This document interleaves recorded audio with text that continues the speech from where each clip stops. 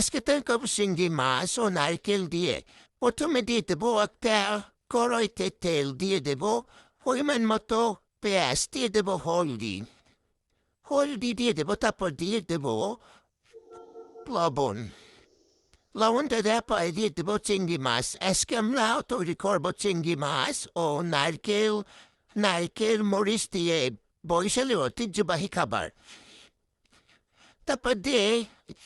নারকেল বাটাটাও দিয়ে দিলাম এখন মরিচ বেশি করে দিয়ে দেবো তারপর লাড়াচাড়া করে নেব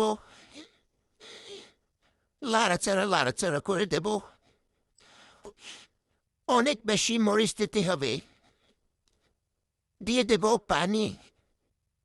দেওয়ার পরে লাড়াচাড়া করে ঢেকে রাখবো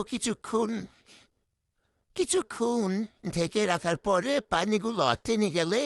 তারপর আমরা কিছুক্ষণ অল্প চুলার তাপে রেখে দেব কিছুক্ষণ চুলার তাপে রেখে দিলেই আমাদের বরিশালের ঐতিহ্যবাহী খাবার রান্না হয়ে যাবে।